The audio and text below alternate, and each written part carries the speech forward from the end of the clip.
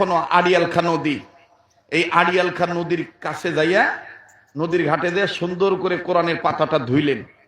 ধুয়ে উনি চিন্তা করলেন যে এই পৃষ্ঠাটা যদি আমি এখন এখানে রেখে যাই তাহলে ভবিষ্যতে আবার বাতাস হবে, বাতাস হইলে এই পৃষ্ঠা আবার রাস্তায় পড়বে, আবার কাদামাটি ভরবে, মানে ময়লা ভরবে, তখন আমি কি জবাব দেব? হাফিজ হুজুর তখন সিদ্ধান্ত নিলেন যে না, আল্লাহ আপনি আমাকে কবুল করেন, আমি এই কোরআনের পাতা স্কুলের ছাত্র হয়ে আমার পেটের ভিতর হেফাজত করব। উনি কাগজের পাতাটা গিলে মানে কোরআনের পাতাটা পৃষ্ঠাটা গিলে ফেললেন। ওই দিন ওই রাত্রে তার মা স্বপ্নে দেখতেছেন মদিনাওয়ালা কামলিওয়ালা তাদের ঘরে হাজির হয়ে গেছে।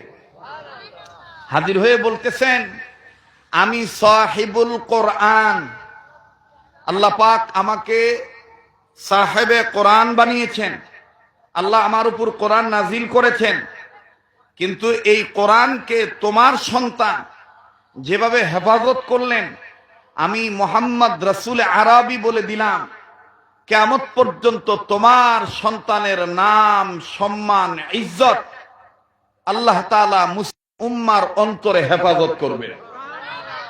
বলেন মোহাম্মদুল্লাহ হাফিজ হুজুরের নাম এখনো আছে না নাই? বলেন আছে না নাই? আছে। আল্লাহু আকবার, আল্লাহু আকবার। সেই হাফিজ হুজুরের দাম বেড়েছে যতগুলি কারণ, এর মধ্যে প্রধানতম কারণ হলো কোরআনকে সম্মান করা। বলেন কাকে সম্মান করা? কোরআনকে সম্মান করা। তো বলতেছিলাম, সুলতান মাহমুদ গজনবী রহমতুল্লাহ আলাইহি কোন এক সফরে যাবেন। মুসলমান ভাইরা আমার, সফরে যাওয়ার সময় সুলতান মাহমুদ গজনবী রহমতুল্লাহ আলাইহি সিদ্ধান্ত নিলেন, আমি যেখানে রাত্র হয়ে যাবে আমি ওই জায়গায় রাত্রি যাপন করব, তাহাজ্জুদের নামাজ আদায় করব, রাত্র জাগ্রত হয়ে আমি হাঁটাচলা করব না। সাথী সঙ্গে ডাক দিয়ে বলতেছেন, হযরত আপনি যদি রাত্রি জাগ্রত না করে যদি বিশ্রাম নিতে চান, অপরিচিত কোনো মানুষের বাড়িতে থাকা যাবে না। বলে অমুক এলাকায় আমার এক ভক্ত আছে। আমার ভাইরা, আমার বন্ধুগণ, সুলতান মাহমুদ গজনবী রাহমাতুল্লাহি আলাইহি ডেকে ডেকে বললেন, ওই এলাকায় আমার একজন পরিচিত মানুষ আছে, আস্থাভাজন ব্যক্তির বাড়ি আছে, আমি ওনার বাড়িতে যাও, ওনার বাড়িতে আমি রাত্রি যাপন করব, সকালবেলায় আবার আমি রওনা করব আমার গন্তব্যের উদ্দেশ্যে। বিনয় সহিত বলছি, মা গো, বোন গো, ভাই বাবা, যে যেখানে আছেন বয়ান শুনবেন, দিলের কান লাগায় শুনবেন। বন্ধু, দুনিয়া কিন্তু থাকার জায়গা না, এই দুনিয়ায় কেউ চিরদিন থাকতে পারবো না। সুলতান মাহমুদ গজনবী রহমতুল্লাহি আলাইহি নির্ধারিত ব্যক্তির বাড়িতে যে রাত্রি যাপন করার উদ্দেশ্যে যখন তিনি বাড়িতে আমার বন্ধুগণ থাকলেন, ইশারের নামাজের পূর্বে বাড়িওয়ালা তাকে খানা পিনা খাদ্য খাওয়ালেন। ইশার নামাজ আদায় করার পর, সালাতুল ইশা আদায় করার পর, আল্লাহর নবী সুলতান মাহমুদ গজনবী রাহমাতুল্লাহি আলাইহি সুন্দর করে শোয়ার ব্যবস্থা করলেন। উনি ঘুমাবেন, উনি বিশ্রাম করবেন। বাবাজি বালিশের সাথে উনি মাথা লাগাবেন, চাদরের সাথে বিছানার সাথে পিঠ লাগাবেন। টান হয়ে শুইতে গেলে পা দুইটা তো মেলতে হবে, কিন্তু যখনই পা দুটি উনি মেলতে গেলেন, পায়ের সাইডে নজর করে দেখতেছেন কোরআন রাখার তাক দেখা যায়। আল্লাহর ওলি সুলতান মাহমুদ গজনবী দুটি পা আর মেললেন না। আমার বন্ধুগণ, দুটি পা সুন্দর করে গুটিয়ে রাখলেন, দুটি পা গুটিয়ে রাখলেন। কোরআনের অমর্যাদা হবে, কোরআনের সাথে আদবের খেলাপ হবে। উনি পা দুটি আর মেললেন না, পা দুটি উনি সুন্দর করে গুটিয়ে রাখলেন। সারা রাত ঘুমাইলেন না। উনি একবার মনে মনে সিদ্ধান্ত নিলেন, আমার তো রাত্রি জাগা যাবে না, যেহেতু লম্বা সফর আমার, আমি কোরআনটাকে অন্য ঘরে রেখে আসি, এরপরে আমি আরামে ঘুমাবো। যখনই কোরআন উনি ধরতে গেছেন, ওনার বিবি ওনাকে প্রশ্ন করেছে, আরে সুলতান, তুমি আমার কথার জবাব দিও, কোরআনের চাইতে কি তোমার দাম বেশি নাকি? আর তুমি যে মাতব্বরি করে গাউজারি করে তোমার তোমার বুঝ বোঝার জন্য তুমি কোরআনকে পাশের ঘরে রাখতে যাইতেছো। সুলতান, তুমি আমাকে বলো, তুমি পাশের ঘরে কোরআন রেখে আবার তুমি এই বিছানায় এসে শুইতে পারবা? এই ধরনের গ্যারান্টি কি তুমি আমাকে দিতে পারবা? সুলতান বলে, না না না, হায়াতের তো কোনো গ্যারান্টি নেই, 1 সেকেন্ডের ভরসা নাই। কথা বলেন ঠিক কিনা? বাজান রে, সুলতান মাহমুদ গজনবী রহমাতুল্লাহি আলাইহি তাৎক্ষণিক সিদ্ধান্ত নিলেন, না না, একটা রাত্র না ঘুমাইলে তেমন কিছু হবে না, আমি কোরআনের সাথে আদবের খেলাফ কাজ করতে পারবো না। কোরআন যেই ঘরে আছে কোরআন এখানেই থাকবে, আমি কোরআনকে পাশের ঘরে নেব না। আস্তে করে সুলতান মাহমুদ গজনবী সারা রাত বসে থাকলেন, তাহাজ্জুদের সময় তাহাজ্জুদ আদায় করলেন, আল্লাহর কাছে মাপ চাইলেন। আমার বন্ধুগণ, হেদায়েত পাওয়ার জন্য বস্তাভর্তি বয়ান লাগে না। জ্ঞানী মানুষ অল্প কথায় বুঝে, ভালো তরকারি অল্প পানিতে সিজে। আমি আবারও বলছি, মাহফিল কেমন হইল, বক্তা কেমন, নামের বক্তা, বক্তার কণ্ঠ কেমন, এগুলো বাদ দেন, আমলের নিয়ত করেন, হেদায়েত পাওয়ার জন্য পাত্র জোগাড় করেন। আর ভাইয়া, সুলতান মাহমুদ গজনবী উনি তাহাজ্জুদ শেষ করলেন, সালাতুল ফজর আদায় করলেন। এক পর্যায়ে কিতাবের লিখক লিখেন, 1 বছর পর সুলতান মাহমুদ গজনবী ইন্তেকাল করলেন। ইন্তেকাল করার পর ওনার লাশ যখন কবরে রাখলেন, ভাইরা আমার, 1 বছর, 2 বছর, 3 বছর, 5 বছর, 10 বছর, 20 বছর, 30 বছর, 50 বছর, 100 বছর, 200, 300, 400 বছর, 500 বছর, 600 বছর, 700 বছর, 800 বছর, কেউ বলেছেন 950 বছর, আবার কোন মুসান্নিফ লিখেছেন 1001 বছর পরে একদিন হঠাৎ করে সুলতান মাহমুদ গজনবীর কবরের পার ভেঙে গেছে, কবরের মাটি সরে গেছে। কবরের মাটি যখন সরে গেল, কবরের পার যখন ভেঙে গেল, সুলতান মাহমুদ গজনবীর লাশ বের হয়ে গেল। এলাকার মধ্যে তোলপাড় শুরু হয়ে গেল। এই কবরের মাটি সরে গেছে, এই কবরের পার ভেঙে গেছে, কিন্তু মাথার কাছে লেখা আছে, পারিবারিক কবরস্থানে ওই ব্যক্তির মাথার কাছে লেখা আছে কত সনে কত হিজরিতে তিনি ইন্তেকাল করেছেন। হিসাব করে দেখতে পাইলেন 1001 বছর, 950 বছর। বড় আশ্চর্যজনক ঘটনা হলো, এত বছর পরেও নজর করে দেখা গেল আমার বন্ধুগণ, কাফনের কাপড়ও নষ্ট হয় না, কাফনের কাপড়টার রং নষ্ট হয় নাই। এলাকার মধ্যে তুলপার হয়ে গেল। এত শত বছর এই লোকটা কবরে এত ভালো থাকলো কেমনে? যার গায়ের, যেই লাশের গায়ের কাফনের কাপড়টাও নষ্ট হলো না, ওনার চেহারাটা যিনি কেমন আছে, ওনারে যদি একটু দেখতে পারতাম। অনেকে বলা শুরু করলো, আমার দাদার দাদাও দেখে নাই, আমার দাদার দাদা, দাদার দাদা, দাদার দাদা, পরদাদাও সুলতান মাহমুদ গজনবীর দেখে নাই। আজকে সুযোগ আছে, তার চেহারাটা দেখতে চাই। আমার বন্ধুগণ, আমার বাবাদিরা, এলাকার অনেক ছেলেরা হুর হাঙ্গাম শুরু করে দিল, তার কাপনটা খোলো, তার চেহারা আমরা দেখব। এইবার বাজান যখন নিজে নিজে পণ্ডিতি করে সুলতান মাহমুদ গজনবীর লাশের মুখটা খুলতে গেল, চেহারাটা দেখবে, পিছন থেকে একজন আলেম ডাক দিয়ে বললেন, ভাই, মাতব্বরি করে গাউজুয়ারি করে এই লাশটা খোলা যাবে না।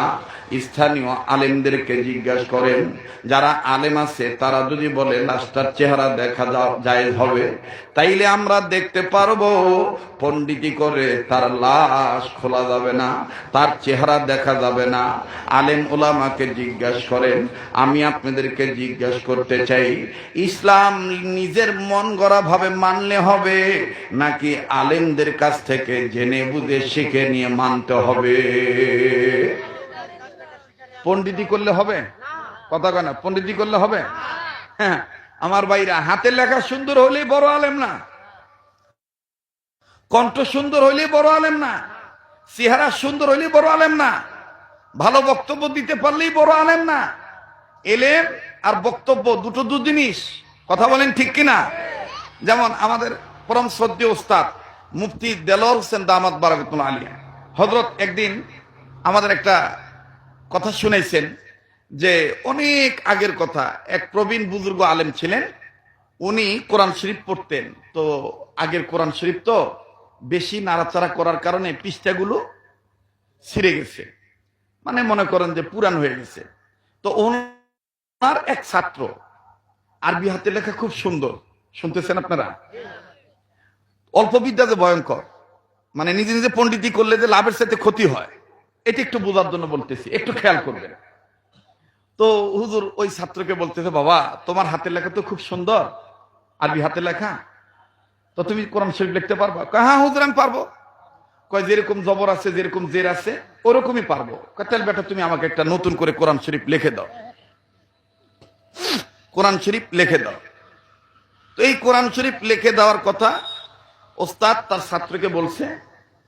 এই ছেলেটা, আমার বন্ধুগণ, এই কোরআন শরীফ লিখতে যাইয়া দেখেন পণ্ডিত কি করলো, যেখানে সূরাতুল বাকারা আসলো, বাকারা শব্দ যেখানে, ও দেখলো একটু সামান্য অর্থ জানতো আর কি। ও চিন্তা করে দেখলো যে কোরআন শরীফ এত ভালো একটা কিতাব, এই ভালো কিতাবের মধ্যে গরুর নাম থাকবে কে?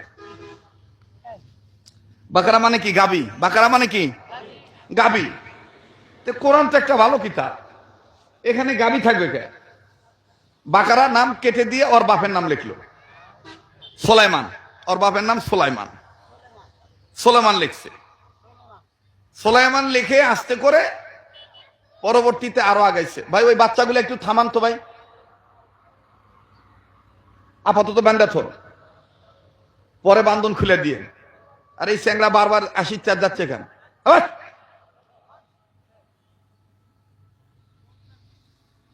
এদিক তাকান, এই তুই এরকম হামাগুড়ি দিলু কেন? চুপ কর,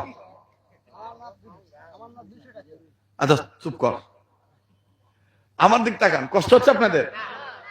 তো বাকারা শব্দ কেটে দিয়ে কি লিখলো? পাবেন না। আর একটু আগাইছে, আগানোর পরে সূরাতুল আনকাবুত, মাকড়সা। আনকাবুত মানে কি? মাকড়সা। আনকাবুত কেটে দিয়ে ওই চিন্তা করতেছে কোরআন শরীফ একটা ভালো কিতাব, এটি মাকড়সা জাল থাকবে কে? ওই আনকাবুত কেটে দিয়ে ওর দাদার নাম লিখছে। আবার যেখানে যেখানে কাফের, ওই কাফের শব্দ কেটে দিয়ে ইমান লিখছে। এই যাইতে যাইতে যাইতে যাইতে যাইতে যাইতে সূরা লাহাব, তাব্বাত ইয়াদা আবি লাহাবিউ ওয়া তাব্ব, এই আয়াতের জায়গায় চিন্তা করলো যে আবু লাহাব তো ছিল নবীর দুশমন, ওকে আল্লাহ তাআলা ভর্ৎসনা করছে, ওর পরিবার সুদ্ধা ধ্বংস হোক। এখানে আবু লাহাবের নাম থাকবে কা? না, এখানে আমার ওস্তাদের নাম দেই। ওই যেই হুজুর কোরআন লেখবার করছে, ওই হুজুরের নাম ওটি লেখা ছুঁয়ে দিছে, আবু লাহাবের জায়গায় হুজুরের নাম লিখছে। এখন হুজুর বলতেছে কেবা কোরআন শরীফ লেখা হচ্ছে? হয়েছে হুজুর। কয় যাও। হুজুর এখন পূর্বের যায় দেখে যেখানে বাকারা বাকারা নাই, ব্যক্তির নাম সোলাইমান, যেখানে শয়তান শয়তান নাই, ওখানে মুসলমান, যেখানে কাফের ওখানে কাফের নাই, ইমানদার। আবু লাহাবের জায়গায় ওস্তাদের নাম। হুজুর কয় কেরবা, আমার ওই কোরআন শরীফ আর তোর এই কোরআন শরীফ তো মিলতেছে না, তুই কি করছিস? কয় হুজুর কোরআন একটা ভালো কিতাব, আমি চিন্তা করে দেখলাম যে ভালো কিতাবের মধ্যে আবু লাহাবের নাম থাকবে কা? আবু লাহাবের নামের জায়গায় আপনার নাম দিলাম। হুজুর তখন বলতেছে, বেটা অল্প বিদ্যা ভয়ঙ্কর, অল্প বিদ্যা ভয়ঙ্কর। খালি হাতে লেখা সুন্দর হলেই কোরআনের ইলম আসে না, কোরআনের অর্থ বুঝতে হয়। ইলমে নাহু, ইলমে সারফ, আরো যত জ্ঞান আছে, পারিবারিক ভাষা, তথ্য উপাত্ত, শানে নুজুল, তর্জমা, প্রেক্ষাপট, এগুলো সব বুঝতে হয়। কথা বলেন ঠিক কিনা? আমার সমাজে এরকম কিছু লোক আছে, সান্তাহার এই রেল স্টেশনে দেখবেন অনেক বইয়ের দোকানে কোরআন হাদিসের বই বিক্রি হয়। কথা কয় না? কোরআন হাদিসের বাংলা বই বিক্রি হয় না? এখন ওই কোরআন হাদিসের বাংলা বই নিয়ে যাও, ট্রেনে যাইতেছে, চিন্তা করে দেখলো যে 3 ঘন্টা লাগবে রাজশাহী যাইতে, তো অজগুবি বসে থাকবো বাদাম সাবাই আর এই বাংলা অর্থ কিতাব পড়ি। এই বাংলা অর্থ কিতাব পড়ে চিন্তা করলো দাদা আর হুজুর যাওয়া লাগবে না, এই বাংলা অর্থ কিতাব পড়ে আমি আমার কাম সারিবা। কথা কয় না? এরকম হয় না? আমি শুধু এই কথা এইভাবে বলবো না, আরো একটু ভালোভাবে ভেঙে দেই। সেটা হলো এই, মেডিকেল সায়েন্সের অনেক কিতাব পাওয়া যায় যে কোন রোগের কি হইলে কি করা লাগে, কি করা লাগে। এটা যদি আপনি এই কিতাবটা কিনে, বইটা কিনে ডাক্তারের কাছে সরাসরি যে প্র্যাকটিক্যাল যদি অপারেশন না আসিগে, ওই বইয়ের মোতাবেক যদি আশায় যদি বাপের ক্যান্সার হচ্ছে, আশায় যদি 5 টাকা দামের একটা বেলেট, সুপারম্যাক্স বেলেট কিনা, যদি আব্বাকে আব্বা তুই শো, আমার কাছে অপারেশন করার বই আছে, আব্বা তুই শো, আমি তোর পেট কেটে ক্যান্সার ভালো করে দিই। বাপ ভালো হবে না মরবে? কথা কয় না? ভালো হবে না মরবে? মরবে। এই জন্য দাওয়াত তবলিগ করেন, রাজনীতি করেন, নামাজ পড়েন, মাদ্রাসা পড়েন, মাদ্রাসা করেন, ওয়াজ করেন, পীরগিরি করেন, যাই কিছু করেন, ওই চটি বই পড়ে নিজে নিজে পণ্ডিতি করে বাংলা অর্থ জানলে হবে না। এই বাংলা অর্থ জানলেই শুধু হবে না, এটা যারা অরিজিনাল ভাবে অর্থ জানে তাদের সহবতে যেতে হবে, তাদের সাথে উঠা বসা করতে হবে। কথা বলেন ঠিক কিনা? যাই হোক, আর লম্বা করতে চাই না, এটা বোঝানোর জন্যই এই মাদ্রাসা প্রতিষ্ঠা করা। মাদ্রাসার নাম লক্ষ্য করছেন? দাওয়াতুল হক। মাদ্রাসার নাম কি? দাওয়াতুল হক। তাইলে এই দাওয়াত যেন, এই দাওয়াতটা হক দাওয়াত। আর এতক্ষণ যে কথাগুলি বলতেছি প্রত্যেকটা কথা হক কথা বলতেছি, গাঁজাখুরি কোনো গপ্প নয়। রাগ করতেছেন নাকি আপনারা? তো এবার আসেন পিছনের কথা ফিরে যাই। তো সুলতান মাহমুদ গজনবীর লাশ, ও ভাই আর আগান লাগবে না ভাই, ভাই এই যে কথা বলেন না ভাই, সময় নেই ভাই, শোনা ভাই আমার, যে যেখানে আছেন ওখানেই থাকেন। সুলতান মাহমুদ গজনবীর লাশ এলাকার ছেলেরা পণ্ডিতি করে খুলতে গেছে, পিছন থেকে একজন আলেম বললেন, মাতব্বরি করে খুললেই হবে না, এলাকার বুজুর্গ আলেমদের কাছে জিজ্ঞাসা করা লাগবে। এতদিন পরে এই লাশের চেহারা দেখা জায়েজ আছে না নাই? যেহেতু একবার তাকে দাফন করা হয়েছে, একবার তাকে গোসল দেওয়া হয়েছে, আতর গোলাপ সুরমা চন্দন লাগানো হয়েছে, মিনহা খলাকনাকুম ওয়া ফিহা নুঈদুকুম ওয়া মিনহা নুখরিজুকুম তারাতান উখরা, বিসমিল্লাহি ওয়া আলা মিল্লাতি রাসূলিল্লাহ, এই কথাগুলো বলে বলে তাকে দাফন করা হয়ে গেছে। যদিও কোনো এক কারণে, প্রাকৃতিক গোলযোগের কারণে, আবহাওয়ার কারণে, নদী বন্যার কারণে, ভূমিকম্প বা ইত্যাদি অন্য কোনো কারণে কবরের মাটি সরে গেছে, কবরের পার ভেঙে গেছে, মাতব্বরি করে এখন তার লাশ পণ্ডিত করে খুললেই হবে না। খোলা যাবে কি যাবে না, আলেমদের শরণাপন্ন হওয়া লাগবে। উপস্থিত ওলামা ইকরামদের বক্তব্য যখন শুনল, যুবকগুলো স্থির হয়ে গেল। অস্থিরতার মধ্যে থাকা যুবকগুলো স্থির হলো, স্থির হয়ে ডাক দিয়ে বলতেছেন, হুজুর আমাদের আর সহ্য হয় না, এই লোকটা কি এমন আমল করেছে যে আমল করার কারণে কবরে তার লাশ, তার কাফনের কাপড় নষ্ট হয় নাই। শুনে রাখবেন, মনে রাখবেন, কবর কিন্তু আসলে মূলত ভালো জায়গা নয়। কবর হলো কঠিন ভয়ঙ্কর ঘর। মাটির উপরে যত ভালো কাজ করবেন, মাটির নিচে আমার বন্ধুগণ ততই ভালো থাকবেন। আর কোন ভালো কাজ কখন কবুল হয়ে যাবে এটা কিন্তু আপনার জানা নাই, এটা কিন্তু আমারও জানা নাই। আমার নাকটার মধ্যে আল্লাহওয়ালাদের গ্রান আসতেছে, চেহারাটার চোখ দিয়ে যেদিকে তাকাই ওদিকে খালি নূর আর নূর দেখতে পাচ্ছি ময়দানে। আমার দিল বলে এই ময়দানে এমন কোন গোপন ওলি আল্লাহ বসে আছেন, যেই অলির কারণে আল্লাহ আজকের মাহফিল কবুল করবে। মায়া লাগে একটা ডাক দেন না, বলেন না আল্লাহ, আবার বলেন না আল্লাহ। মোহতারাম হাজিরিন, খুব খেয়াল করে কথাগুলি শোনা চাই। স্থানীয় বুজুর্গ আলেমাইশা ডাক দিয়ে বললেন, হ্যাঁ হ্যাঁ, যদি সুলতান মাহমুদ গজনবীর লাশ হয়, আর তোমাদের অন্তরের কিউরিসিটি, তোমাদের অন্তরের এরাদা, তোমাদের মনের ইচ্ছা যদি নেক হয়, তাইলে দেখা যায় হবে।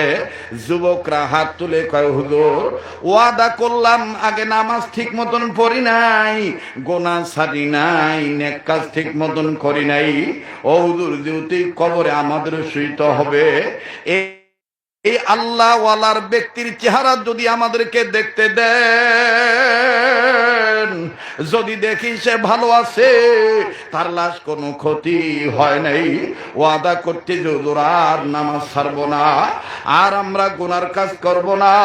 এলাকার উম্মতের আলেমরা বলল, দিনই টেনশন, দিনই নেশা, কাজে আর দেরি করা যাবে না, জলদি করে তার চেহারা খোলো। উপস্থিত ওলামায়ে কেরাম যখন অনুমতি দিলেন, ওস্তাদের অনুমতি পাইয়া নির্ধারিত ছাত্ররা, আমার বন্ধুগণ, লাশটা খুলল। কাফনের কাপড়ে মুখের বান্ধন যখন খোলা হলো, সুলতান মাহমুদ গজনবীর চেহারা বাইর হইল। নজর করে দেখা যায়, মায়ের কোলে সন্তান ঘুমাইলে যেমনি ঘুমায়, এইরকম ভাবে সুখ শান্তির ঘুম ঘুমায়। আওয়াজ দিয়া বলেন না সুবহানাল্লাহ।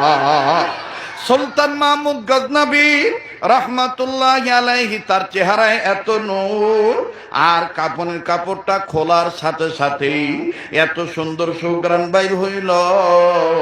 আমার বন্ধুগণ, আমার ভাইরা, যুবকরা ওয়াদা করার আগে যেই বুজুর্গ নির্দেশ দিলে, ওই বুজুর্গ ডাক দিয়ে বলতেছেন, এতদিন তো আমি নবী মুহাম্মদকে স্বপ্নে দেখছি, আজ আমি আমার আল্লাহকে বলবো, আল্লাহ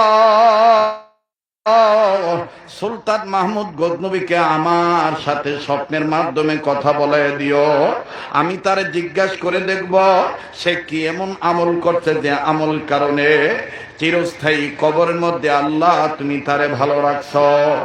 এ যুবক বন্ধুরা, ও আমার কলিজার টুকরা মুরব্বী বাবারা, পর্দার আড়ালের মা বোনেরা, ছেলে মেয়েকে আলেম বানাবেন না কেন? ছেলে মেয়েকে কেন দাওয়াতুল হক নূরের মাদ্রাসায় দিবেন না? ছেলে মেয়েকে কেন মক্তবে পাঠাবেন না? আমরা তো বলি না ইঞ্জিনিয়ার বানেন না, ডক্টর বানেন না, ডাক্তার বানেন না। আমাদের সবার চাওয়া পাওয়া হইল, মুসলমান হিসাবে প্রত্যেকটা ছেলে মেয়েকে ইলমে দ্বীন শিক্ষা দিবেন, হালাল হারাম জানাবেন, এরপরে ডাক্তার বানান, ইঞ্জিনিয়ার বানান। বাজানদের লম্বা কথা সংক্ষেপ করে দিলাম।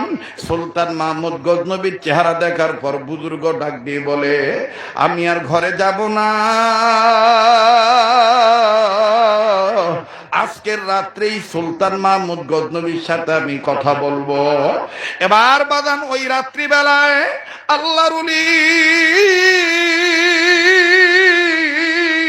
আল্লাহু আকবার, আল্লাহু আকবার, ওই ওলি কে ছিলেন বাজান? উনি অন্য কোনো ওলি নয়, ওই ওলির সিলসিলার মানুষ আমার ডান পাশে বসা আছে, আমার বন্ধুগণ আমার বামে বসা আছেন, আমার পিছনে বসা আছে। ওই ওলির সিলসিলার মানুষ আমি গুনাহগার আব্দুল খালেক শরীয়তপুরীও।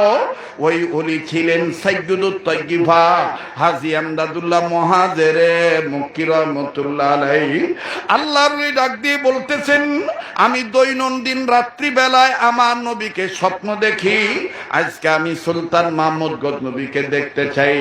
আল্লাহ, আমি তার কাছে জানতে চাই কোন আমলের বিনিময়ে আল্লাহ তার কবরের জগৎটাকে তুমি এত সুন্দর করে দিলা। এবার রাত্রিবেলায় আল্লাহর ওলি হাজী আমদাদুল্লাহ মুহাজিরে মক্কি রাহমাতুল্লাহি আলাইহি, আমার বন্ধুগণ রাত্রিবেলা স্বপ্ন দেখতেছেন, দিনের নবী মদিনাওয়ালা কামলিওয়ালা হাজির হয়ে গেছে, নবীদের পিছন নেই, সুলতান মাহমুদ গজনবী দাঁড়ায় আছে। আল্লাহু আকবার বলেন। আমার বন্ধুগণ, আমার ভাইরা, সুলতান মাহমুদ গজনবীকে হাজী আমদাদুল্লাহ মুহাজিরে মক্কি ডাক দিয়ে বলতেছেন, কি এমন আমল করছো আল্লাহর বান্দা, যেই কারণে তোমার কবরের জগৎটা আল্লাহ তাআলা উজালা করে দিয়েছেন। সুলতান মাহমুদ গজনবী ডাক দিয়ে বলতেছেন, ভাইও আমার আমল অন্য কোনো আমল ছিল না, তবে একদিনের একটা আমলের ব্যাপারে আমার আল্লাহ আমাকে বলে দিয়েছে, একটু মহাব্বতে জিকির করেন, লা ইলাহা ইল্লাল্লাহ, জোরে লা ইলাহা ইল্লাল্লাহ, জোরে লা ইলাহা।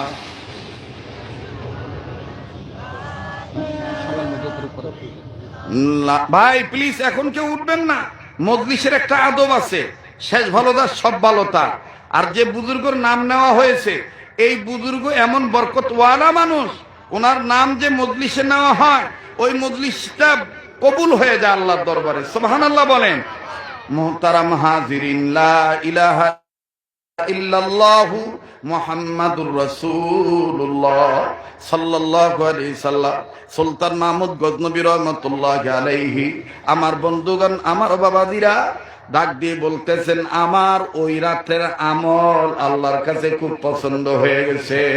যেই রাত্রে আমি দুনিয়ার আরামকে হারাম বানাইয়া কোরআনের সাথে আমি বেয়াদবি করি নাই, কোরআনকে জাগায় রাখছি, কোরআনকে আমি ইজ্জত করেছি।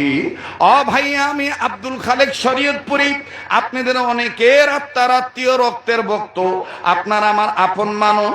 যেই হাতটা দিয়া বারবার কাবা ধরি, যেই হাত আল্লাহওয়ালাদের হাতের সাথে লাগানো, বারবার আমার আল্লাহ সোনার মদিনায় নিয়ে যায়।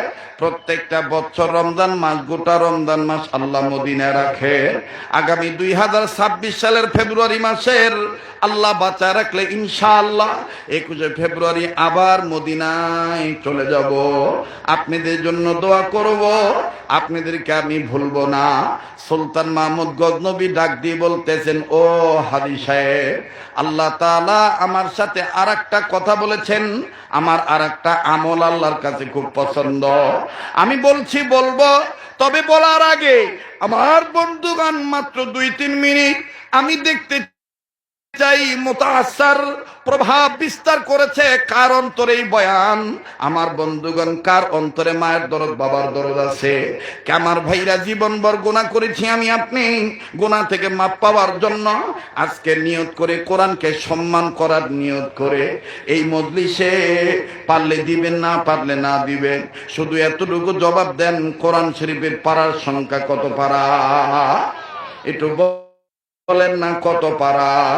এই 30 পারা কোরআনকে মোহাব্বত করে যদি আপনি ভাগ করেন 10 পারা 10 পারা 10 পারা করে, তাইলে আমার বন্ধুগণ 3 ভাগ হয়। প্রথম 10 পারা কোরআন শরীফ 1 ভাগ কোরআনের পক্ষে।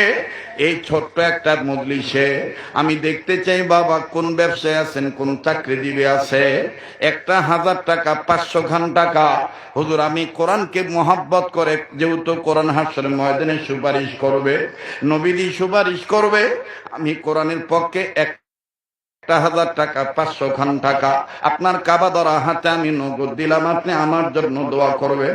আমি মুসাফির মানুষ, দোয়া করবো, আল্লাহ কার দান কখন কবুল করবেন এটা কাহারও জানা নাই। এমন কোন সোনার ভাইজান বাপজান আছেন নাকি, হুজুর আমি 1000 টাকা 500 খান টাকা আপনার হাতে আমি নগদ দিয়ে দিলাম, আপনি আমার জন্য দোয়া করবেন? আল্লাহর কোন মাহবুব বান্দাই মজলিস আছেন নাকি বাজার? রব্বে কাবা কবুল করবেন ইনশাআল্লাহ। ও ব্যবসায়ী ভাইরা, চাকরিজীবী বাবারা, নতুন একটা প্রতিষ্ঠান, এই প্রতিষ্ঠানে কোরআন শিক্ষা দেওয়া হয়, লা ইলাহা ইল্লাল্লাহু মুহাম্মাদুর রাসূলুল্লাহ সাল্লাল্লাহু আলাইহি সাল্লাম, এই কালেমা তাইয়্যিবা শিক্ষা দেওয়া হয়। আছেন নাকি কোন যুবক, কোন বাজান আমার, কোন ব্যবসায়ী, কোন চাকরিজীবী, হুজুর আমি আমার এই অর্থটা আপনার হাতে দিলাম, আল্লাহ পাক কবুল করবেন ইনশাআল্লাহ। একটু আমার হাতে, আমার বন্ধুগণ, মাশাআল্লাহ, আলহামদুলিল্লাহ, আমার বন্ধুগণ, আমার ভাইরা, 1 ভাগ কোরআনের পক্ষে দেখতে চাই, 10 পারার পক্ষে কে আছেন গো? 1000 টাকা 500 খান টাকা একটা নিয়ত করে দিবেন, আল্লাহ কবুল করবেন ইনশাআল্লাহ। আয় আল্লাহ, আমার এক ভাই যুবক বন্ধু 500, আর এক বাজান 500, আমার আর এক সোনার ভাই 1000 টাকা, আল্লাহ আপনি কবুল করেন। আল্লাহ আপনার আর একজন বান্দা মায়ের দরদি, বাবার দরদি সন্তানের 500 খান টাকা, ও বাজান পারলে দেন, না পারলে না দেন, কিন্তু আপনি চলে যায়েন না। এখন চলে গেলেই কোরআনের সাথে আদবের খেলা হয়ে যাবে। আয় আল্লাহ, আপনার আর এক বান্দা 500 খান টাকা, আল্লাহ আমার আর এক মুরব্বী বাজান 500 খান টাকা একটা নিয়ত করে দিবেন বাজান, আল্লাহ পাক কবুল করবেন ইনশাআল্লাহ। দানের দ্বারা গুনাহ মাফ হয়ে যায়, দানের দ্বারা আমল কবুল হয়ে যায়। আল্লাহ তাআলা আমলের খাতায় নেক দান করে দিবেন। বালা মুসিবত থেকে আল্লাহ হেফাজত করবেন। আয় আল্লাহ, আমার সোনা সানার এক যুবক বন্ধু 500 খান টাকা, ভাই গো আল্লাহর রাস্তে কেউ চলে যাবেন না, শেষ বালতা সব বালতার দোয়াটা করে যাবে। আয় আল্লাহ, আপনার আর এক বান্দা 500 খান টাকা, আয় আল্লাহ আপনি কবুল করেন। আল্লাহ আমার বন্ধুগণ এমন অনেক বাজান আছেন, হুজুর এখন আমার কাছে টাকা নাই, আমি পরবর্তীতে 1000 টাকা 500 টাকা আমি দিয়ে দেব, বাকিতে নামটা লেখায় দিতে চাই। কাগজ কলম নিয়ে অনেক তলবে এলেম এখানে আছেন বাবা, তলবে এলেম তোলাবে আজিজদের মাধ্যমে আপনার লেখায় দিতে পারবে। আয় আল্লাহ, আপনার আর এক বান্দা 500 খান টাকা আল্লাহ আপনি কবুল করেন, মাবুদ আপনি মঞ্জুরি দিয়ে দেন। ভাইজান একটা কোরআনের হাদিয়া নগদ 200-300 টাকাও কি আপনার কাছে নেই? যদি না থাকে আমার দাবি নাই, আর যদি থাকে সোনার চান যুবক বন্ধুরা আমার, অন্তত 200 টাকা তুমি কোরআনের পক্ষে দিয়ে দিবা। মা বোনের একটা নিয়ত করে দিবেন, আল্লাহ কবুল করবে। আয় আল্লাহ, আমার আর এক ভাই একটা 1000 টাকা নগদ রব্বে কাবা দানের খবর মদিনায় পৌঁছায় দেন, জানে মালে বরকত দিয়ে দেন। আল্লাহ আপনি কবুল করে নেন। আয় আল্লাহ, দানের উসিলা দানকারীর বংশধরের কবর আযাব মাফ করে দেন। আল্লাহ আপনার আর এক বান্দা 500 খান টাকা নগদ আল্লাহ আপনি কবুল করেন, মাবুদ আপনি মঞ্জুরি দিয়ে দেন। বলেন না আমিন। লা ইলাহা, এটা একটু মিলাও তো দেখি কতটুকু হয়েছে। লা ইলাহা ইল্লাল্লাহ। 10টা যুবক সোনার চান ভাই আমি দেখতে চাই বন্ধু আমার, একটা নিয়ত করে 300 টাকা একটা কোরআনের হাদিয়া নগদ দিয়ে দিবা। তোমার এই সামান্য দান বৃহতাকার আল্লাহ কবুল করতে পারে। একটা কোরআনের হাদিয়া নগদ তুমি দিয়ে দিবা। 10টা যুবক আমি দেখতে চাই বন্ধু। বাকিতে যদি এমন কোনো ভাই থাকে, হুজুর আমি দিয়ে দেবো ইনশাআল্লাহ 1000 টাকা, হুজুর আমি দিয়ে দেবো 500 খান টাকা, বাকিতে হইল নাম লেখায় দিবে। আল্লাহ কামায় কাজী রুজি রোজগারে বরকত দিয়ে দিবে ইনশাআল্লাহ। কোন ভাইটার যেন সন্তান আদি হয় না, কার জানি মা বাপ দুনিয়ায় নাই, কার জানি মা বাবা অসুস্থ, আল্লাহ সুস্থ করে দিবেন ইনশাআল্লাহ। রব্বে কাবা কবুল করবেন, দানের দ্বারা রোগ বালা মুসিবত ভালো হয়ে যায়। হ্যাঁ মাশাআল্লাহ, আলহামদুলিল্লাহ। 10 পারা কোরআনের পক্ষে 7220 টাকাও হয়ে গেছে বাবাজি। আর 2980 টাকা, তাহলেই বাদান 10 পারা কোরআন মিলে যায়। 1 ভাগ কোরআনের পক্ষে আমি আপনাদের 10 জনের কাছে চেয়েছি, আছেন না কেমন কোন বন্ধ? হুজুর আমি 300 টাকা 200 খান টাকা দিয়ে দিলাম। আয় আল্লাহ, তোমার আর একজন বান্দা 200 খান টাকা রব্বে কাবা তুমি কবুল করো। মালিক তুমি মেহেরবানি করে মঞ্জুরি দিয়ে দাও। আর আমার বন্ধুগণ 2980 টাকা আমি আপনাদের কাছে চাই, আল্লাহ পাক কবুল করবেন। তবে আর 2780 টাকা লাগে। এমন অনেক ভাই আছেন 280 টাকা একাই দিতে পারবেন, অথবা একজন বন্ধু 30 খান টাকা দিবে, একজন বন্ধু 50 খান টাকার নগদ দিবে, বাকি টাকার ব্যবস্থা আল্লাহ তাআলা করবেন ইনশাআল্লাহ। আর আপনাদের কাছে আমার একটা আবদার থাকবে, নগদ আপনি দিতে পারেন নাই, 20টা ভাইয়ের কাছে আমি আবেদন জানাই বাবা, 1000 টাকা বাকি তৈল নাম লেখায় দিবে। হুজুর আমি পরবর্তীতে 1000 টাকা দিয়ে দেব। এরকম 20 জন ব্যক্তি আমি দেখতে চাই বাবা। এই এলাকার কত বন্ধু বিদেশে থাকে, তাদের সাথে বিদেশের বাড়িতে প্রবাসী জীবনে দেখা হয়ে যায়। আল্লাহ পাক কবুল করবেন ইনশাআল্লাহ। রব্বে কাবা মঞ্জুরি দিয়ে দিবে। আয় আল্লাহ মেহেরবানি করে কবুল করেন। আহারে আল্লাহ, আপনার আর একজন বান্দা আল্লাহ আপনি কবুল করেন, একজন বান্দা 1000 টাকা দিয়ে দিবে। আল্লাহ আপনি মেহেরবানি করে কবুল করেন। আল্লাহ আল্লাহ আপনার একজন বান্দা 100 খান টাকা আল্লাহ আপনি মেহেরবানি করে কবুল করেন। আল্লাহ 20টা ভাই আমি দেখতে চাই 20টা 1000 টাকা, বাকিতে হলো নাম লেখায় দিবে, বেটার নামে, বেটির নামে, মা বাবার নামে, দাদা দাদির নামে। মাশাআল্লাহ, আমার সোনা চান যুবক বন্ধু একজন মহাব্বতের ভাই, মা বাবা দরদি সন্তান হইয়া কোরআনুল কারীমকে ভালোবেসে উম্মতের আলেমদেরকে ভালোবেসে এই দিনে আজকের এই রাত্রিতে এই জালসায় এসে আমার ওই ভাইজান 5,000 টাকার নাম লেখায় দিল। জোরে আওয়াজ দিয়া কোন মারহাবা। আল্লাহ আমার রাজু ভাইয়ের দানকে আপনি কবুল করেন, দানের খবর মদিনায় পৌঁছে দেন, জানে মালে বরকত দিয়ে দেন। আল্লাহ দানের দ্বারা দানকারীর বংশধর কবর আযাব মাফ করে দেন, হায়াতের মধ্যে বরকত দিয়ে দেন। আয় আল্লাহ বিপদ আপদ থেকে উদ্ধার করেন, বিপদে পড়লে উদ্ধার করে নিয়েন গো আল্লাহ। আল্লাহ দিনগুলো সুদিন বানিয়ে দিয়ে বদিন থেকে হেফাজত করেন। আল্লাহ আপনি কবুল করে নেন, বলেন আমিন। লা ইলাহা ইল্লাল্লাহ। ভাইজান 100 খান টাকা 200 খান টাকা কি আপনার কাছে নেই? কত টাকা পয়সা কত জায়গায় নষ্ট হয়ে যায়। আমার বন্ধুগণ 2980 টাকা আমি আমার মা বোনদের কাছে আমি যাব, মা বোনদের কাছে লোক পাঠিয়ে দেন। আমার ভাই কানে কানে বলতেছেন মা বোনদের সংখ্যা অনেক বেশি, আমি তো আর যাইতে পারবো না, মা বোনদের কাছে লোক পাঠিয়ে দেন। আমার মা বোনেরা মুক্ত হস্তে দান করবে, আল্লাহ পাক কবুল করবেন ইনশাআল্লাহ। 5,000 টাকা রাজু ভাই তার পক্ষ থেকে নাম লেখাই দিছে, আর 15,000 টাকা বাকি তৈল নাম লেখাই দিবে। আল্লাহ পাক কবুল করবেন ইনশাআল্লাহ। কত টাকা পয়সা কত জায়গায় নষ্ট হয়ে যায়। আয় আল্লাহ আপনার আর একজন বান্দা সামান্য কিছু অর্থ ক্ষুদ্র দানকে বিরত করে কবুল করেন, দানের খবর মদিনায় পৌঁছে দেন, জানে মালে বরকত দিয়ে দেন। আল্লাহ বংশধর কবর আযাব মাফ করে দেন। আয় আল্লাহ আপনার আর এক বান্দা 200 খান টাকা, আল্লাহ আপনার আর এক বান্দা 200 খান টাকা রব্বে কাবা দানের খবর মদিনায় পৌঁছে দেন, জানে মালে বরকত দিয়ে দেন। আল্লাহ আপনি কবুল করে নেন, বলেন না আমিন। লা ইলাহা ইল্লাল্লাহ। জোরে লা ইলাহা ইল্লাল্লাহ, লা ইলাহা ইল্লাল্লাহ। এই একটা ভাই 30টা টাকা দাও তো দেখি, একটা বাজান 30টা টাকা দাও, আল্লাহ পাক কবুল করবেন ইনশাআল্লাহ। একটা বন্ধু আমার হিসাবটা মিলানোর জন্য 30টা টাকা দিবা। বাংলাদেশে বড় বক্তারা এভাবে কালেকশন করে না, তাদের নাকি ইজ্জত নষ্ট হয়ে যায়। কিন্তু বাজান আমার শায়েখ বলে দিয়েছেন কোরআনের হামিল যেহেতু হয়ে গেছ, হাদিসের হামিল যেহেতু হইছ, কামিল হওয়ার জন্য কখনো, দিন প্রতিষ্ঠা করার জন্য কখনো লজ্জা করবা না। তোমার সামান্য প্রচেষ্টা আল্লাহর কাছে বিরত আকারে কবুল হয়ে যাইতে পারে। কথা কোন ঠিক কিনা? আল্লাহ কবুল করবেন, বলেন আমিন। লা ইলাহা ইল্লাল্লাহ। ও বাজান 980 টাকা আমার কাছে হইছে মাশাআল্লাহ। আর 2000 টাকা হইলেই 10 পারা মিল হয়ে যায়। 2000 টাকার মধ্যে 300 টাকা হয়ে গেছে। হ্যাঁ আল্লাহ আপনি যে শুধু ভিতরে সাউন্ড বক্স চলবে, 300 টাকা হয়ে গেছে, 400 টাকা হইছে, আর 1600 টাকা লাগে।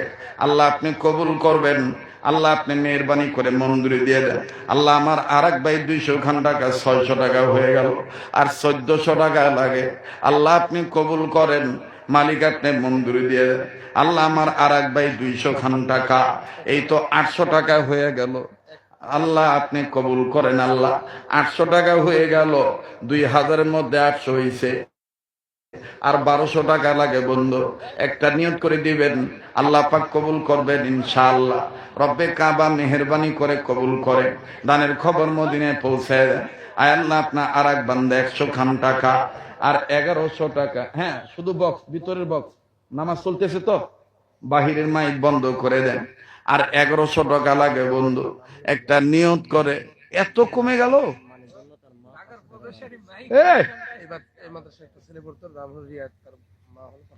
মাশাআল্লাহ, রিয়াদের মা 500 খান মারা গেছে। আল্লাহ গো তুমি কবুল করো, জোরে করেন। এ ভাই 100 টাকা করে দিবেন, আর 1100 টাকা দাও, সাউন্ড বাড়ায় দাও, যা আছে দাও। কি করবেন বা নগর ভাষা মিশা না দাও, ঠিক আছে না? আল্লাহ তুমি এটা কে রে 500 টাকা দিয়ে দিছে, 1100-র মধ্যে 500 আসলো, আল্লাহকে 600। কে বা 50 টাকা কোন মিলে দিলেন বা, আর 550 টাকা এখন কুট পাই কোন তো দেখি। আল্লাহ তুমি কবুল করো। আল্লাহ আল্লাহ তুমি বরকতের মালিক, আল্লাহ তুমি মাগফিরাতের মালিক। আর 550 টাকা হইলে কোরআনের 3 ভাগের 1 ভাগ হয়ে যায়। আল্লাহ কবুল করবেন ইনশাআল্লাহ। রব্বে কাবা তুমি মেহেরবানি করে মঞ্জুরি দিয়ে দাও। আল্লাহ তুমি কবুল করে নাও, বলেন আমিন। লা ইলাহা মাশাআল্লাহ। এই যে আল্লাহ আপনা আরেক বান্দা 100 খান টাকা আর 450 টাকা হইলে 10 পারা মিলে যায় বাবা। কারো যদি মন বলে হুজুর আমি 50টা টাকা 100 খান টাকা আমি এই নিয়ত করে দিলাম, আমার বন্ধুগণ এখানে লজ্জার কিছু নাই।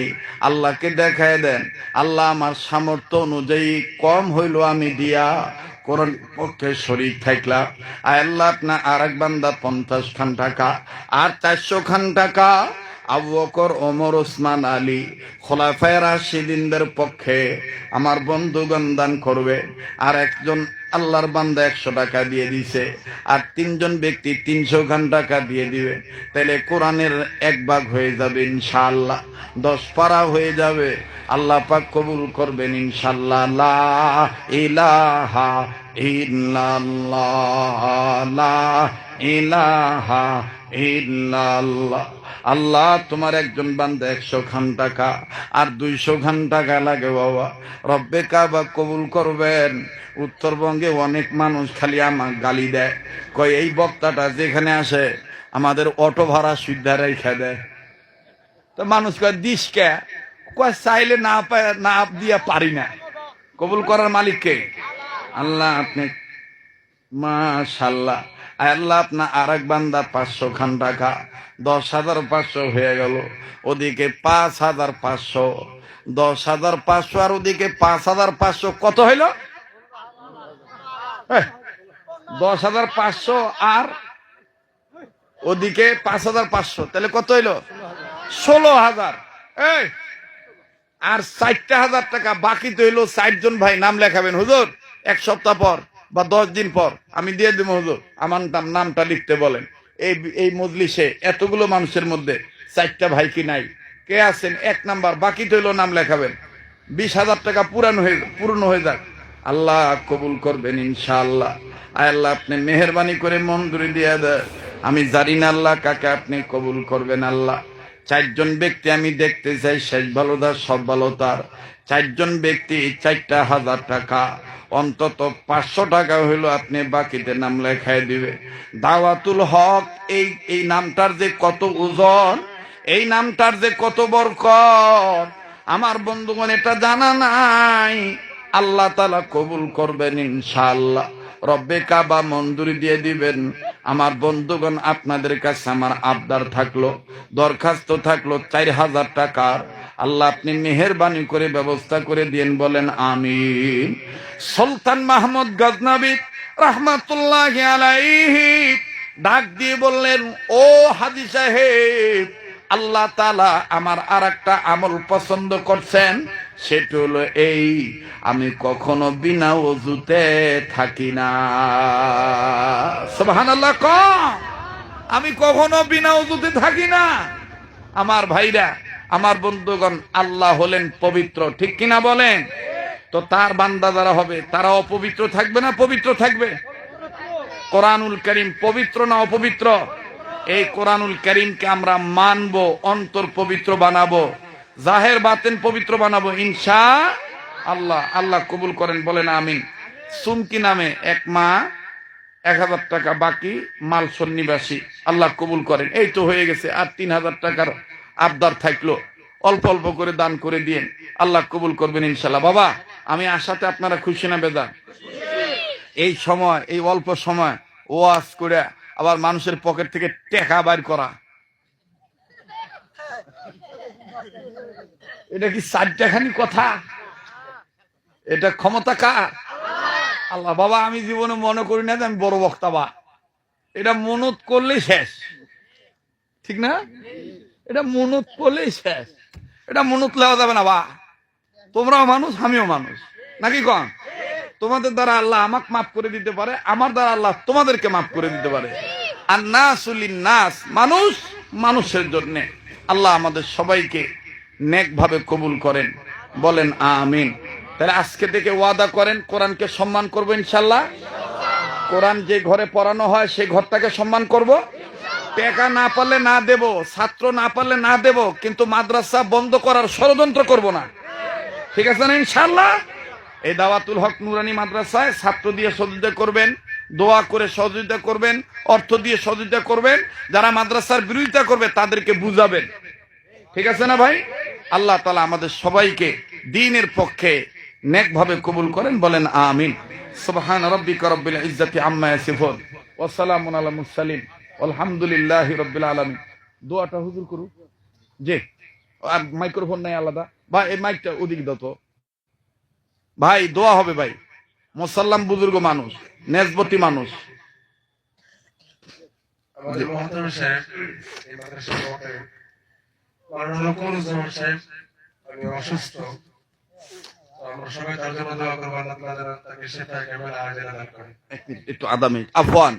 আমার হাতের লিখিত কিতাব আছে সুন্নাতে রাসূল সাল্লাল্লাহু আলাইহি সাল্লাম, এবং মৃত মানুষ, মরা মানুষ কিভাবে কথা বলে চমকপ্রদ তথ্য দেওয়া আছে। এই যে ঘটনাটা শুনলেন, এরকম অসংখ্য তথ্যভিত্তিক আলোচনা দেওয়া আছে। এই ওয়াজ শুনে গেলেন, বাড়িতেও নিয়ে যাবেন, বাবা হয়ে ছেলে মেয়ের জন্য নিবেন, ভাই হয়ে বোনের জন্য নিবেন, ঘরে তালিম করবেন। সুন্নতের কিতাবের মধ্যে এমন সুন্নতের কথা আছে যে সুন্নতের উপর আমল করতে পারলে অভাব থাকবে না, বড় রোগ হবে না, মরণের সময় কালেমা নসিব হবে, ইমানের সহিত মৃত্যুবরণ করতে পারবেন। এই কিতাবগুলো নিয়ে যাবেন। প্রত্যেকটা কিতাবের মূল্য 100 টাকা। আপনার এই 100 টাকায় আমার মাদ্রাসার কাজ হয়, আমার পক্ষে যত জনকল্যাণমুখী কাজ হয় এই কাজের আপনিও শরীক থাকবেন। 2টা কিতাবের মূল্য, প্রত্যেকটা কিতাবের মধ্যেই মোবাইল নাম্বার, হোয়াটসঅ্যাপ নাম্বার দেওয়া আছে। যাদের প্রয়োজন দোয়ার পরে মাত্র এখানে 30 পিস কিতাব আছে, 2 ধরনের কিতাব 15 পিস আছে। যাদের প্রয়োজন 100 টাকা হাতিয়ে দিয়ে একটা কিতাব আপনি নিয়ে যান, আল্লাহ কবুল করেন। এখন আমাদের পরম শ্রদ্ধেয় মুরব্বী হযরতুল আল্লামা মাহবুবুল ইসলাম কাসিমি সাহেব দামাত বারাকাতুহু আলিয়া, তিনি দোয়া করবেন। আমিও হুজুরের কাছে দোয়া চাই। না না বাবা। আলহামদুলিল্লাহি ওয়া কাফা ওয়া সালামুন আলা ইবাদিহিল্লাযীনা ইসতাফা, আম্মা বা'দ। আউযু বিল্লাহি মিনাশ শাইতানির রাজীম। বিসমিল্লাহির রহমানির রহিম। ফামান তাবা মিন বা'দি যুলমিহি ওয়া আসলাহ ফাইন্নাল্লাহা ইয়াতুবু আলাইহি। ওয়া ক্বালা আলাইহিস সালাতু ওয়াস সালাম কুল্লু বানি আদম খাত্তা ওয়া খায়রুল খাত্তাঈনাত তাওয়াবুন। সম্মানিত উপস্থিতি, আমরা অত্যন্ত গুরুত্বপূর্ণ বয়ান শুনলাম। বয়ান শুধু শুনলেই হবে না, এখান থেকে আমরা কিছু পাঠ্য সংগ্রহ করে সাথে নিয়ে যাই, ভবিষ্যৎ জীবনে সেগুলো আমল করার জন্য চেষ্টা করি। আদম সন্তান সকলেই গুনাহগার, কম বেশি সকলেরই কিছু না কিছু গুনাহ আছে। তো যে ব্যক্তি গুনার পরে তওবা করে এবং নিজেকে সংশোধন করে নেয়, আল্লাহ তাবারক তাআলা তার তওবাকে কবুল করে নেয়। কেননা আল্লাহ তাবারক তাআলা ক্ষমাশীল, দয়ালু, মেহেরবান। আল্লাহ তাবারক তাআলা বান্দা জাহান্নামে যাক এটা চান না, বান্দাকে ক্ষমা করে দিয়ে কোনো উপায়ে বান্দা যেন জাহান্নামে না যেয়ে জান্নাতের বাসিন্দা হয়ে যায়, এটাই আল্লাহ তাবারক তাআলা চান। এবং সদা সর্বদা বান্দাকে ক্ষমার জন্য আল্লাহ তাবারক তাআলা প্রস্তুত। হাদিস খারাপ একটা হাদিস পাঠ করেছে, হাদিসের মধ্যে আল্লাহ রাসূল বলেন সমস্ত আদম সন্তান খাতাকার, অপরাধী, গুনাহগার। খাতা মানে কাসীরুল খাতা, বেশি বেশি গুনাহ। সকাল থেকে সন্ধ্যা পর্যন্ত আমরা গুনার মধ্যে নিমজ্জিত থাকি। হাতের গুনাহ, পায়ের গুনাহ, চোখের গুনাহ, দিলের গুনাহ, যাবতীয় গুনার মধ্যে আমরা বিভিন্ন ধরনের গুনার মধ্যে আমরা লিপ্ত থাকি। তো আল্লাহ রাসূল এই গুনার চিকিৎসা দিয়েছেন, ওয়া খায়রুল খাত্তাঈনাত তাওয়াবুন। অপরাধীদের মধ্যে সবচেয়ে উত্তম তারা যারা বেশি বেশি তওবা করে। কাসীরুল খাতা, বেশি বেশি অপরাধের চিকিৎসা হলো বেশি বেশি তওবা করা। এইজন্য ভাই এই তওবারই প্রতিষ্ঠান, তওবার প্রতিষ্ঠান, এখানে আসলে মানুষ হয়। আমরা পিতা মাতার ঘরে জন্ম নেই, দুনিয়াতে আমরা আসছি পিতা মাতার মাধ্যমে, কিন্তু লক্ষ্য করলে আমাদের সমাজের মধ্যে দেখা যায় অনেক মানুষ আল্লাহর নিয়ামত ভোগ করে আল্লাহ বিমুখ হয়ে যায়, শয়তানের কথা মতো চলে, ওই ইবলিসের মালউনের কথা মতো চলে, আল্লাহর কথা মতো চলে না। এই জন্য আমাদেরকে আল্লাহর কথা শিখতে হবে, আল্লাহর কথা জানতে হবে। দোয়া, দরুদ, কালেমা, মাসলা, মাসায়, নামাজ, রোজা, হজ, যাকাত, এগুলো আমাদেরকে শিখতে হবে। আল্লাহ মুখী হতে হবে, আল্লাহর তাবেদার, ফরমাবরদার বান্দা হতে হবে। আর সেই বান্দা বান্দি হতে গেলে এই মাদ্রাসার কোনো বিকল্প নাই, না আছে? হ্যাঁ, মাদ্রাসা না আসলে একটা দোয়া সহি শুদ্ধভাবে পড়তে পারবে, সূরা ফাতিহা সহি শুদ্ধভাবে পড়তে পারবে, সূরা নাস ফালাক সহি শুদ্ধভাবে পড়তে পারবে? পারবে না। তো একটা মানুষ হওয়ার জন্য সর্বপ্রথম পাঠশালা বিদ্যালয় হলো এই মাদ্রাসা, নুরানি মাদ্রাসা। তো দাওয়াতুল হক নুরানি মাদ্রাসার উদ্যোগে আজকের এই ওয়াজ মাহফিল। আমরা যেভাবে পারি এই প্রতিষ্ঠানকে সহযোগিতা করব, টাকা দিয়ে হোক, অর্থ দিয়ে হোক, শ্রম দিয়ে হোক, মেধা দিয়ে হোক, ছাত্র দিয়ে হোক, ছাত্রী দিয়ে হোক, এই প্রতিষ্ঠানের সহযোগিতা করবো তো ইনশাআল্লাহ। তাহলে আমাদের এলাকার মানুষগুলি মানুষ হবে, আল্লাহ মুখী হবে, আল্লাহর পেয়ারা বান্দা হবে, জান্নাতি বান্দা হবে, জান্নাতি বান্দি হবে, জাহান্নাম থেকে নিষ্কৃতি পাবে। আমল ছাড়া কোনো কাজই হবে না। আর আমল শিখতে হলে এই মাদ্রাসার দরকার আছে না ভাই? হাসান বসরি রাহমাতুল্লাহ বলেন, তালাবুল জান্নাতি বিলা আমালি জামবুম মিনাজ যুনুব। জান্নাতের আশা করা আমল ছাড়া এইটাও একটা অপরাধ, এইটাও একটা গুনাহ। তো আমল শিখতে হলে এই প্রতিষ্ঠানের কোনো বিকল্প নাই। আল্লাহ তাবারক তাআলা আমাদেরকে, আমাদের সন্তানদেরকে, ছেলে মেয়েদেরকে এই মাদ্রাসায় এসে কোরআনের তালিম, কোরআনের শিক্ষা অর্জন করার তৌফিক দান করুন এবং দৈনন্দিন জীবনে আমাদের যে আমলের দরকার সেই আমলগুলি শিক্ষার তৌফিক দান করুন। আখিরু দাওয়ানা আলহামদুলিল্লাহি রাব্বিল আলামিন। আজকে আমাদের এই মাহফিলে আসা, বসা, কথা বলা, কথা শোনা আল্লাহ তাবারক তাআলা কবুল করে নিন এবং এই আসা বসা কথা বলার দ্বারাতে, কথা শোনার দ্বারা, কথা শোনাকে আমাদের প্রত্যেকের নাজাত এবং মুক্তির জরিয়া মাধ্যম হিসাবে আল্লাহ তাবারক তাআলা কবুল করে নিন। আখিরু দাওয়ানা আলহামদুলিল্লাহি রাব্বিল আলামিন। আমরা কয়েকবার ইস্তিগফার করি, আস্তাগফিরুল্লাহ রাব্বি মিন কুল্লি যামবি ওয়া আতুবু ইলাইহি, লা হাওলা ওয়ালা কুওয়াতা ইল্লা বিল্লাহিল আলিয়্যিল আযীম। আস্তাগফিরুল্লাহ আল্লাযী লা ইলাহা ইল্লা হুয়াল হাইয়ুল কাইয়্যুম وأتوب إليه لا حول ولا قوة إلا بالله العلي العظيم. يرشد اللهم صل على محمد وعلى آل محمد كما صليت على إبراهيم وعلى آل إبراهيم إنك حميد مجيد. اللهم بارك على محمد وعلى آل محمد كما باركت على إبراهيم وعلى آل إبراهيم إنك حميد مجيد. الحمد لله رب العالمين. ربنا ظلمنا أنفسنا وإن لم تغفر لنا وترحمنا لنكونن من الخاسرين. ربنا آتنا في الدنيا حسنة وفي الآخرة حسنة وقنا عذاب النار.